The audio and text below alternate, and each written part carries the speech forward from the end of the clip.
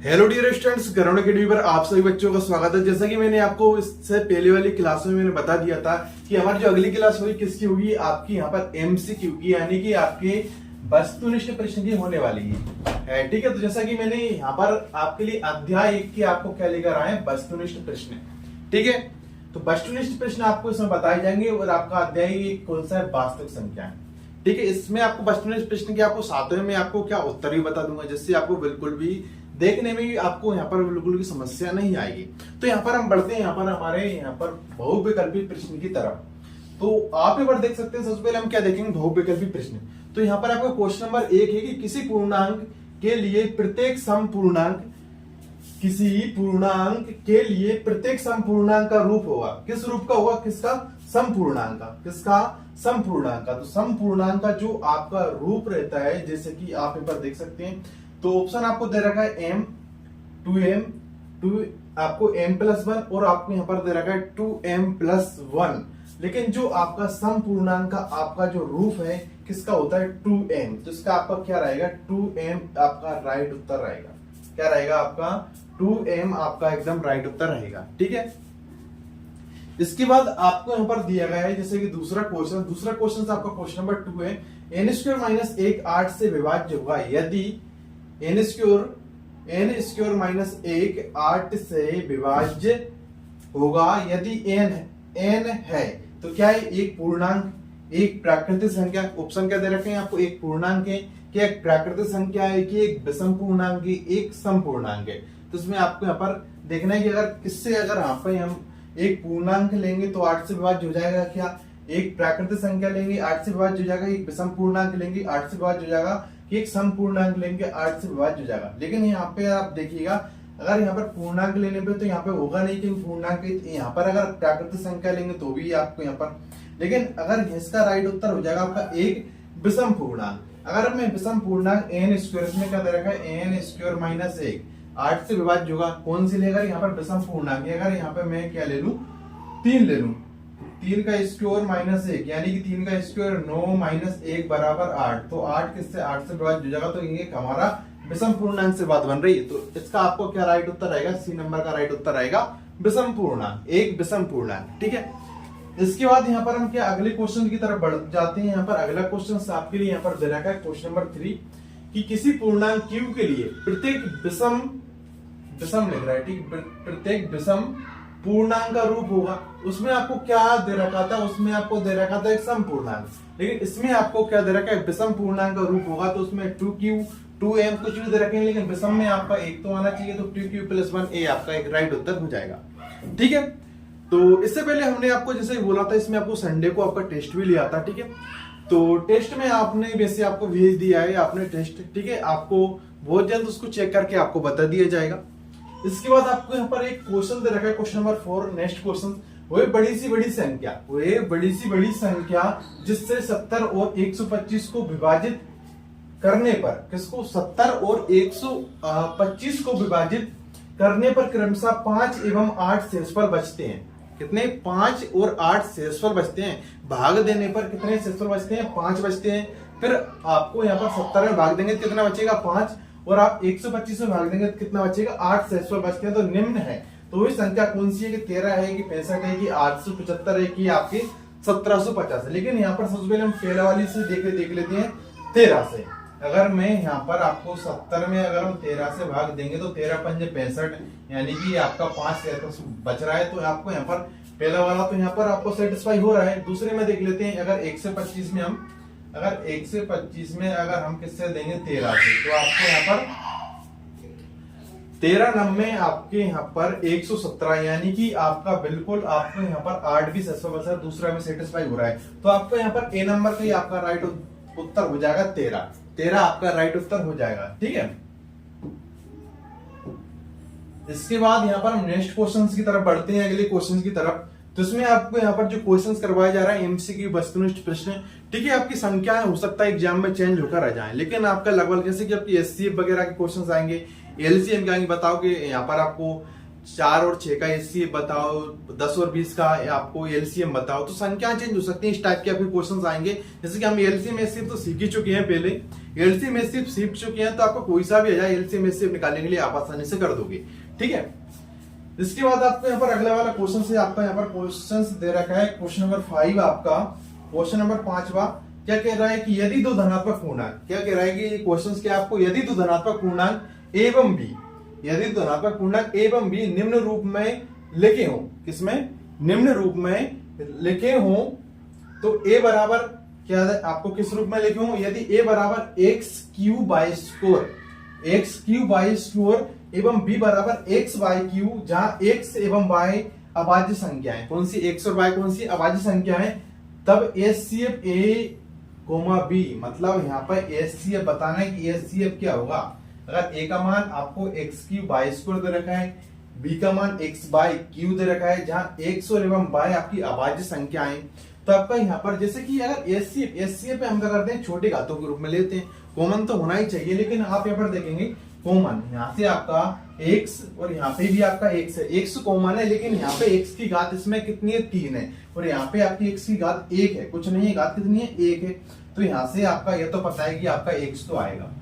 ठीक है, x पे घात यहाँ पे कितनी है, 3 है, और यहाँ पे आपकी 1 है, तो यहाँ पे x पे घात 1 तो आएगा ही। ठीक है, यहाँ पे आपकी बाई स्क्वायर है, बाई पे घात 2 और यहाँ पे बाई क्यू है, तो छोटी घातों में लेते हैं कॉमन संख्या की छोटी घात, तो यहाँ पे आपका यहाँ पे 3 है, यहाँ पे क्या आ रहा है, बाई पे घात 3 और यहाँ पे बाई पे घात 2 है, तो बाई पे घात 2 आएगा, यानी कि आपका जो बनेगा एक्स वाई स्क्वायर आएगा। क्या आएगा, एक्स वाई स्क्वायर। आपका एक्स वाई स्क्वायर देखते हैं किस ऑप्शन में दे रखा है, तो ऑप्शन नंबर बी में दे रखा है, एक्स वाई स्क्वायर आपका राइट उत्तर रहेगा। ठीक है, इसके बाद यहाँ पर हम क्या अगले क्वेश्चन की तरफ बढ़ते हैं। अगला क्वेश्चन हमारे लिए दे रखा है क्वेश्चन नंबर 6। क्वेश्चन नंबर 6 आपका क्या है, क्वेश्चन नंबर 6 आपके लिए दे रखा है, यदि दो धनात्मक पूर्णांक पी और क्यू, आपके इससे पहले वाले क्वेश्चन जैसा ही है, यदि दो धनात्मक पूर्णांक पी एवं क्यू निम्न की तरह ही व्यक्त किए जाएं, तो पी बराबर ए बी स्क्वायर, क्यू बराबर ए क्यू बी, जहां ए एवं बी अभाज्य संख्याएं, ये तो इन्होंने क्लियर कर दिया कि ए और बी कौन सी संख्या है, अभाज्य संख्याएं। तो एलसीएम में क्या करते हैं, सभी गुणनखंड लेते हैं और उसकी क्या लेते हैं, बड़ी घात लेते हैं। तो यहां पर हम देख लेते हैं, तो आपको यहाँ पर ए बी स्क्वायर दे रखा है, यहाँ पे ए क्यूब दे रखा है, तो यहाँ पे आपकी कोई घात नहीं है, मतलब एक ही एक घात है, यहाँ पे एक ही 3 घात है, तो इसमें आपको दोनों में देखेंगे तो एक ही घात 3 तो आएगा, एक ही घात 3 आएगा। यहाँ पे बी स्क्वायर दे रखा है, यहाँ पे बी दे रखा है, मतलब बी पे घात 1 दे रखा है, यहाँ पे बी पे घात 2 दे रखा है, तो इसमें बड़ी घात लेते हैं तो आपको बी स्क्वायर आएगा।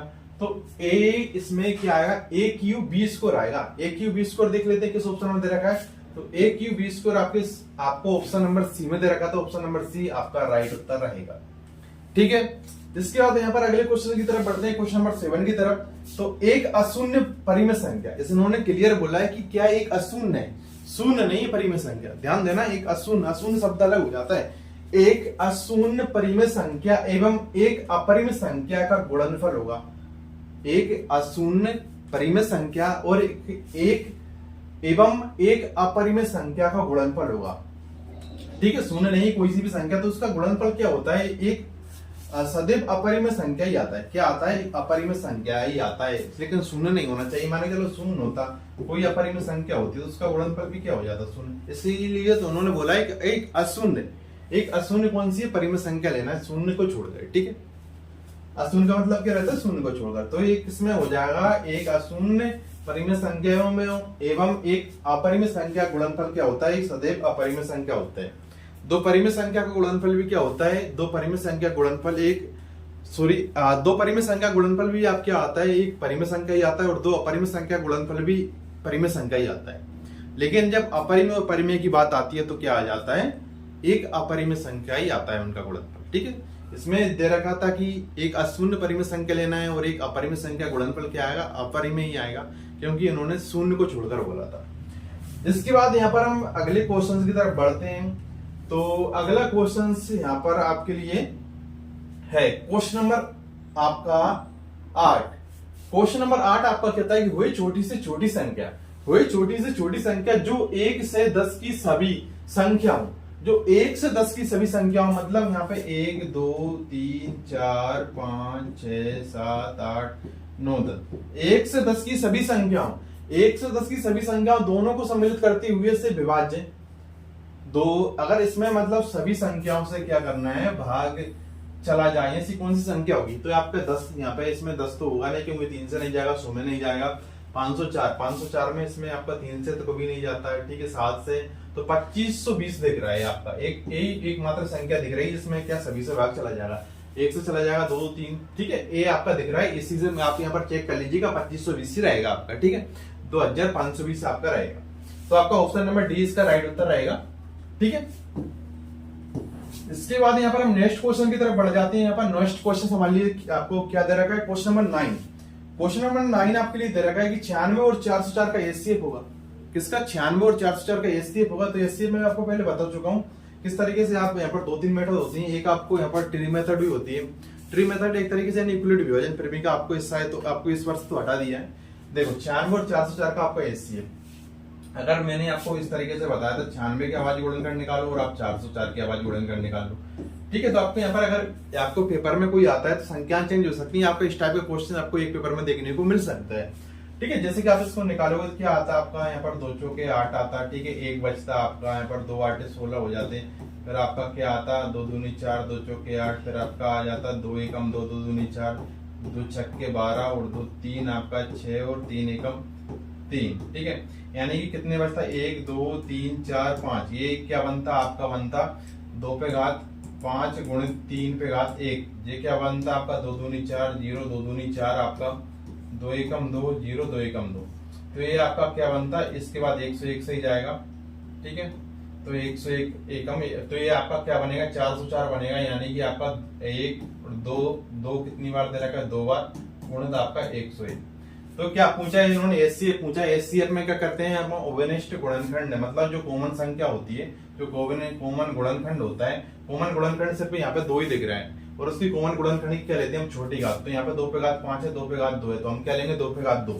क्या लेंगे, 2 पे घात 2। 2 पे घात 2 क्या होता है, 2 पे घात 2 होता है आपका 4, ठीक है। 2 दूनी 4। तो इसमें आपको कौन से वाले ऑप्शन में दे रखा है, तो ऑप्शन नंबर बी आपका राइट उत्तर रहेगा 4। क्या रहेगा, ऑप्शन नंबर बी में दे रखा है आपका, ऑप्शन नंबर बी आपका राइट उत्तर रहेगा 4, ठीक है। तो इस टाइप के क्वेश्चन आपको एक पेपर में देखने को मिल सकता है, संख्या चेंज हो सकती है, लेकिन आपके एग्जाम में इस टाइप का आपका आ सकता है। इसके बाद दे रखा है आपको क्वेश्चंस, आपको एक और क्वेश्चंस कुछ इस तरीके से, पहले इसको हम हटा देते हैं, ठीक है। इसके बाद आपको यहाँ पर क्वेश्चन दे रखा है एक और, क्या 6 और 20 का एचसीएफ है, 6 और 20 का एचसीएफ पूछा है। तो आप यहाँ पर इस तरीके से निकाल सकते हैं, 6 और 20 का एचसीएफ ऐसे दिख रहा है 2 है, ठीक है। लेकिन आपको यहाँ पर बता देता हूँ मैं, 6 और आपके 20 का, ठीक है, 6 और 20 का एचसीएफ। तो आपका 2 3 6 आएगा, फिर इसके बाद 3 एकम 3 आएगा, ये आपका 10 बार जाएगा, फिर कितनी बार जाएगा, 5 बार जाएगा, तो 5 एकम 5। तो यहाँ से आपको कॉमन क्या मिलेगा, सिर्फ यही मिलेगा, ठीक। एक ही बार 2 है, यहाँ पे 2 पे घात 2 आता है, यहाँ पे 2 पे घात 1 रहता, तो 2 पे घात 1 आपका राइट उत्तर रहेगा, यानी 2 पे घात 1 यानी 2 पे घात 1 क्या होगा आपका, 2 रहेगा। तो ऑप्शन नंबर सी आपका राइट उत्तर रहेगा, ठीक है, ऑप्शन नंबर सी। इसके बाद यहाँ पर हम क्या अगले क्वेश्चन की तरफ यहाँ पर बढ़ जाते हैं। अगला क्वेश्चन क्या है हमारा, ये आपको पीडीएफ जैसे कि आपको मिल ही जाएगी, ठीक है। तो आपको बता दिया है, वैसे जानकारी के लिए एक बार और बता दूं कि आपको अब जो सभी क्लासें आपको कहां पर दे रहे हैं, अभी आपको सभी एप्लीकेशन पर आ रहे हैं, ठीक है।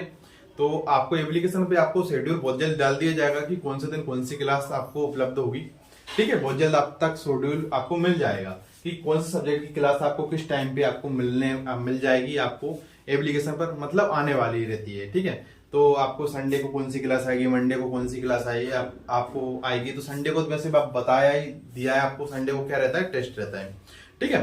तो आपको बिल्कुल शेड्यूल मिल जाएगा बहुत जल्द। इसके बाद आपको यहाँ पर आ जाते हैं हमारा रिक्त स्थान, क्या खाली स्थान है यहाँ पर हमारे स्टार्ट हो जाते हैं, क्या हो जाते हैं, खाली स्थान आपके स्टार्ट हो जाते हैं, ठीक है। क्योंकि हमारा चैप्टर 1 तो हमारा खत्म हो ही चुका था, तो मैंने आपको चैप्टर आपको 1 के अब क्या दे रहे हैं, एमसीक्यू दे रहे हैं, ठीक है, एमसीक्यू। इसके बाद आपको जो अगली क्लास रहेगी आपको शायद आपको चैप्टर 2 की एमसीक्यू की रहेगी, चैप्टर 3 की एमसीक्यू की रहेगी।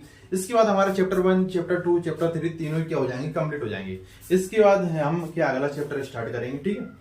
तो आपको दे रखा है क्या रिक्त स्थान, तो इसमें आपको दे रखा है कि पहला वाला क्वेश्चन है आपका रूट पी, जहां पी एक अभाज्य संख्या है, कौन सी संख्या है, जहां पी एक अभाज्य संख्या है, एक संख्या कहलाती है। तो कौन सी संख्या कहलाती है, तो ये आपकी कहलाएगी एक अपरिमेय संख्या, कौन सी कहलाएगी? अपरिमेय, अपरिमेय संख्या। ठीक है,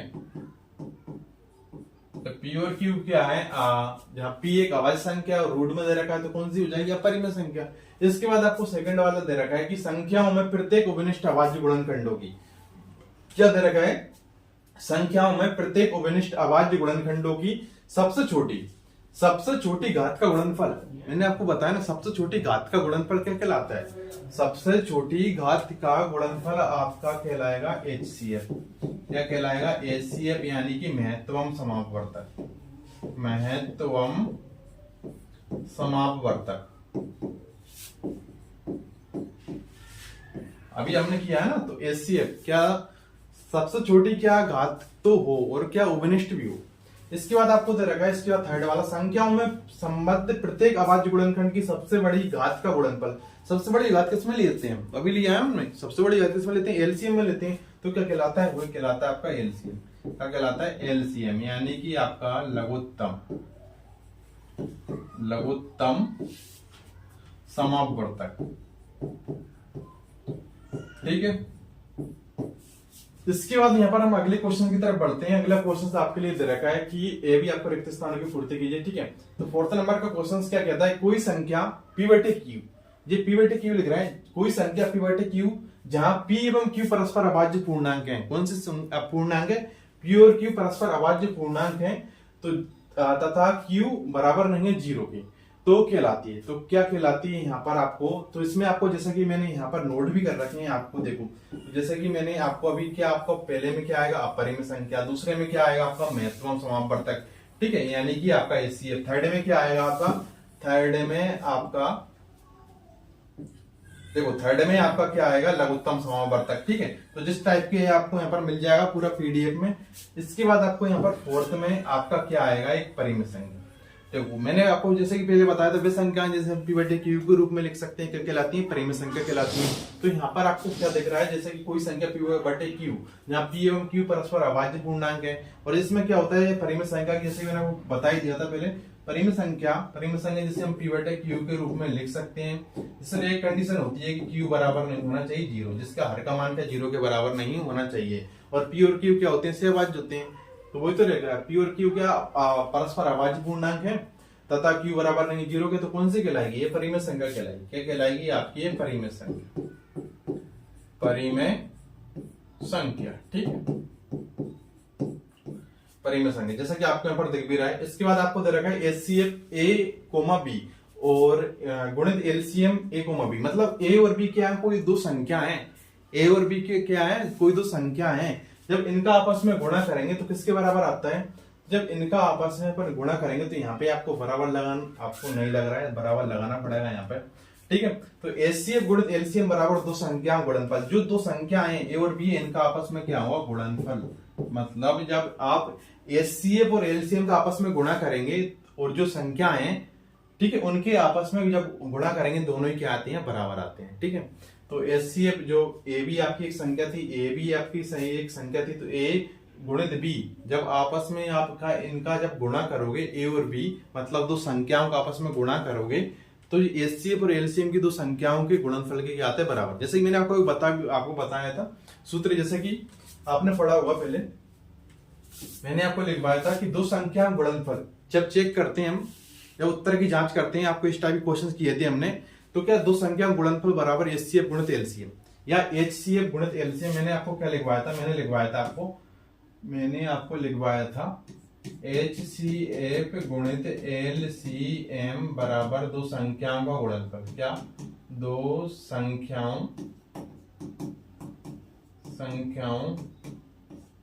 का गुणनफल, ये मैंने लिखवाया था।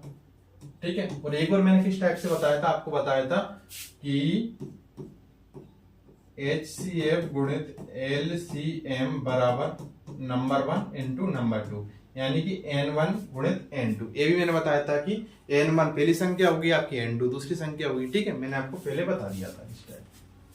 ठीक है, तो आप ऐसा मत करना कि यहाँ पे आपको सर A भी दे रखा है, इसमें A भी दे रखा है, तो ये भी कोई संख्या है ना, नंबर 1 नंबर 2, यानी पहली संख्या दूसरी संख्या, तो यहाँ पे A और B तो है ये N1 N2। ठीक है, इसके बाद यहाँ पर हम बढ़ ले जाते हैं यहाँ पर हमारे अगले क्वेश्चन की तरफ। अगला क्वेश्चन हमारे लिए क्या दे रखा है, अगला क्वेश्चन तो पहले बात तो आपको यहाँ पर, चलो इसको मैं क्लियर बता देता हूँ। देखो ये यहाँ पर पूरे आंसर नोट कर रखे हैं। तो पहले का आपका क्या रहेगा अपरिमेय, दूसरे का महत्व समवर्तक यानी एचसीएफ, तीसरे का आपको क्या रहेगा लघुत्तम समवर्तक यानी एलसीएम, और चौथे का परिमेय संख्या, पांचवे का आपका एक गुणित बी, तो आपका ये आएगा। ठीक है, अगले क्वेश्चन की तरफ यहाँ पर हम बढ़ते हैं। अगला क्वेश्चन आपके लिए आ जाता है सही जोड़ी। क्या आ जाती है आपकी यहाँ पर सही जोड़ी, क्या आ जाती है आपकी सही जोड़ी। ठीक है, सही जोड़ी देख लेते हैं यहाँ पर। तो एक आपको स्तंभ आ दे रखा है, एक आपको यहाँ पर स्तंभ दे रहे हैं, यानी कि आपको यहाँ पर कॉलम आ और कॉलम ए और कॉलम बी आप यहाँ पर ऐसा बोल सकते हैं इसको। ठीक, तो इसमें आपको दे रखा है, क्या दे रखा है कि 2n+1, जहां n कोई धन पूर्णांक है, तो वो क्या दे रखा है कि 2n+1 जहां n कोई धन पूर्णांक है, धन पूर्णांक 2n+1। इस टाइप का हम इससे पहले जो आपको दे रखे है ना वस्तुनिष्ठ प्रश्न, उसमें हम करके आ रहे हैं। तो 1 दे रखा है यानी कि विषम है, तो आपको यहाँ पर क्या हो जाएगा, आपका विषम संख्या आएगा।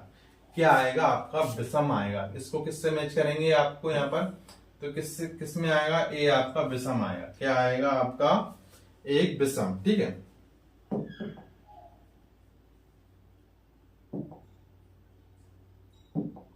तो इसको किससे मैच कर देंगे हम, इसको मैच करेंगे विषम से। ठीक है, विषम संख्या रहेगा।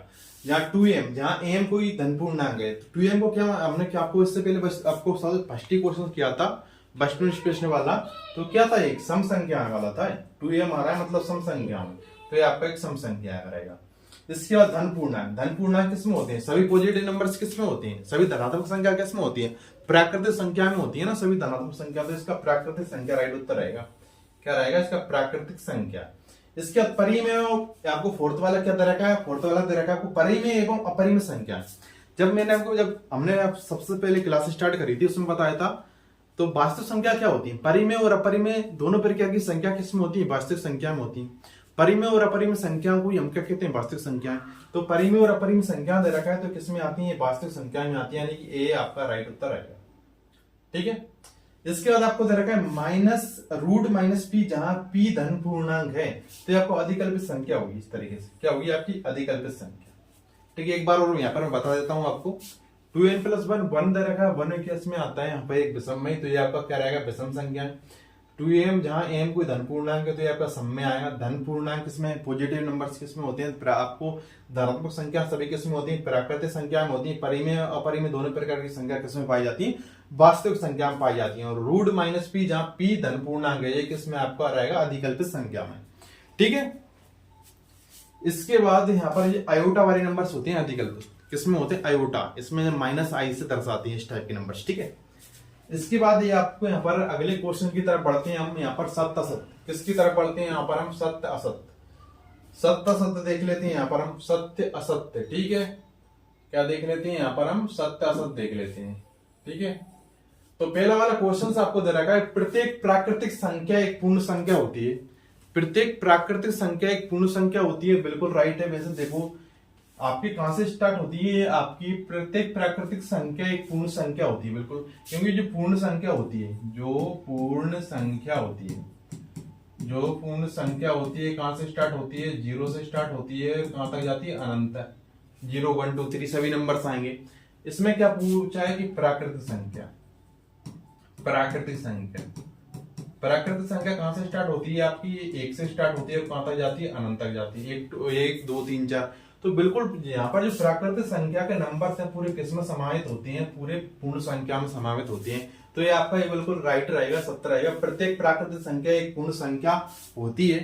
ठीक है, कोई भी संख्या हो, प्राकृतिक संख्या पूर्ण संख्या तो वही जरूर होगी। ठीक है, तो ये आपका क्या रहेगा, सत्य रहेगा। क्या रहेगा आपका, ये सत्य रहेगा। दूसरा वाला आपको यहाँ पर दे रखा है, दूसरा वाला क्वेश्चन क्या है, दूसरा वाला क्वेश्चन आपको यहाँ पर दे रखा है कि दूसरा वाला क्वेश्चन क्या है कि जे वाला है। ठीक है, प्रत्येक पूर्णांक प्राकृतिक संख्या होती है। प्रत्येक पूर्णांक में पॉजिटिव नंबर्स भी होते हैं, नेगेटिव नंबर्स भी होते हैं, यानी कि धनात्मक संख्याएं भी होती हैं, ऋणात्मक संख्याएं भी होती हैं पूर्णांक में। लेकिन यहाँ पर किसमें, प्राकृतिक संख्या में तो सभी क्या होते हैं, पॉजिटिव नंबर्स भी होते हैं, धनात्मक संख्याएं भी होती हैं। तो ये आपका असत्य है, क्योंकि इसमें आपको यहाँ पर माइनस वाली संख्या तो होती ही नहीं है, इसमें प्राकृतिक संख्या, तो ये आपका असत्य रहेगा। इसके बाद दे रखा है कि प्रत्येक परिमेय संख्या वास्तविक संख्या होती है। प्रत्येक परिमेय संख्या वास्तविक संख्या होती है। परिमेय और अपरिमेय दोनों ही संख्या किस आपको कौन सी संख्या कहलाती है? वास्तविक संख्या के अंतर्गत आती है। वास्तविक संख्या होती है कि उसमें किसका समूह होता है? परिमेय भी पूरी समाहित हो जाती है, अपरिमेय भी पूरी उसके अंदर आती है। तो ये आपका बिल्कुल राइट रहेगा, बिल्कुल सत्य है आपका। क्या है आपका? एक सत्य है। अगर अपरिमेय संख्या का भी आ जाए तो प्रत्येक अपरिमेय संख्या वास्तविक संख्या होती है तब भी आपका सत्य रहेगा। ठीक है। इसके बाद आपको फोर्थ नंबर का दे रखा है कि प्रत्येक वास्तविक संख्या अपरिमेय संख्या होती है। तो ऐसा नहीं होता है। प्रत्येक वास्तविक संख्या अपरिमेय में कैसे आएगा? परिमेय में भी तो आ सकता है। तो ये आपका असत्य रहेगा। क्या रहेगा? आपका असत्य रहेगा।